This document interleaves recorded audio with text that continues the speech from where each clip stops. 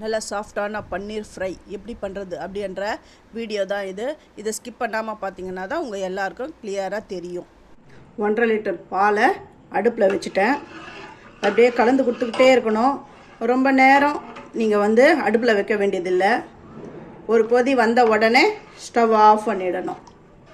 இந்த கொதிச்சிடுது, இப்போ டக்குன்னு ஆஃப் பண்ணிடணும். ஒரு கொதி வந்தாலுமே போதும். ஆஃப் பண்ணிவிட்டு இறக்கி வச்சிடுறேன். இதுக்கு வினிகர் கொஞ்சம் கொஞ்சமாக விடணும்.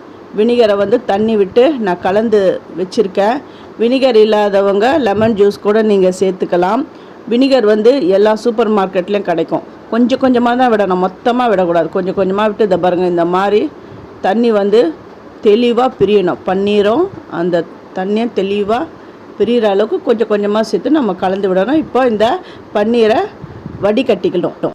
ஒரு 10 நிமிஷம் இப்படியே விட்டுடணும்.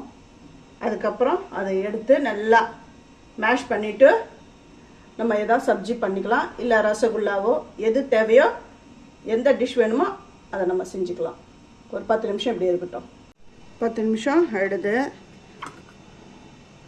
எப்படி வந்துருக்குன்னு பார்க்கலாம். நல்லா செட் ஆகிடுது. நீங்கள் துணியில் கூட நீங்கள் வைக்கலாம், அது உங்கள் இஷ்டம்தான். இந்த பன்னீர் திரிக்கிறதுல தான் வைக்கணும் அப்படின்ற அவசியம்லாம் கிடையாது. இப்போ இதில் இருக்கிற துணியை நான் எடுக்கிறேன். எல்லாமே மசிஞ்சு மேஷ் பண்ண தான் போகிறோம். இப்போ பாருங்க,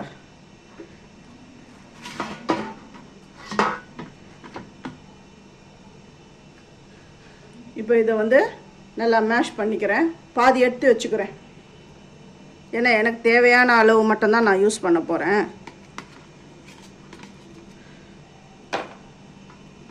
நான் இந்த பாதி எடுத்து வச்சுட்றேன். வச்சுட்டு இதில் இந்த மசாலா பண்ணுறதுக்கு, பன்னீர் ஃப்ரை பண்ணுறதுக்கு நான் ஒரு கிண்ணத்தில் தனியாக எடுத்து இதை வச்சுட்டேன்.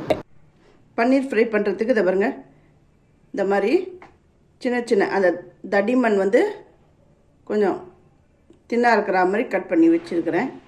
இதுக்கு என்னென்ன இன்க்ரீடியன்ட் சேர்க்கணும் அப்படின்றத சொல்கிறேன்.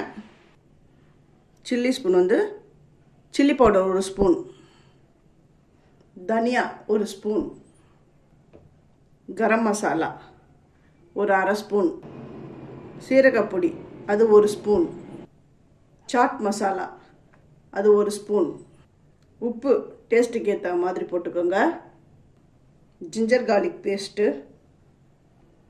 எண்ணெய் கொஞ்சம், எல்லாத்தையும் அப்படி கலந்துக்கணும். கொஞ்சமாக தண்ணி விட்டு கலந்துக்கலாம்.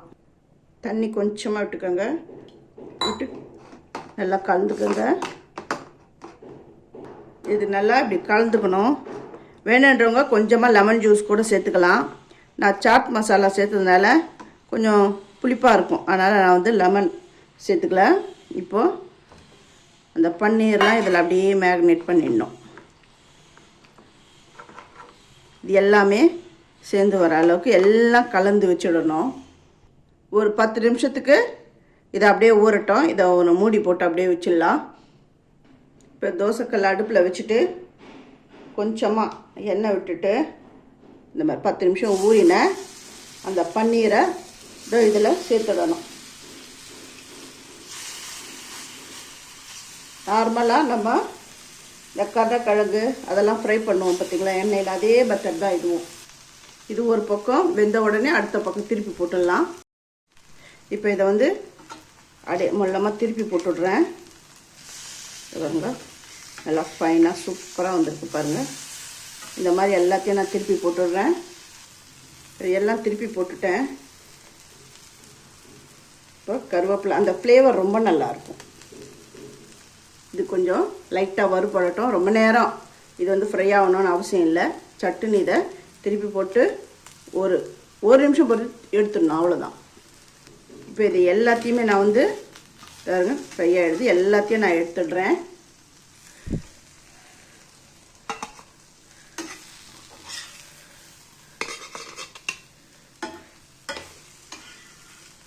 பன்னீர் ஃப்ரை ரெடி ஆகிடுது. இந்த பன்னீர் ஃப்ரை நல்லா சூப்பராக இருங்க, ரொம்ப நல்லா வந்திருக்கு.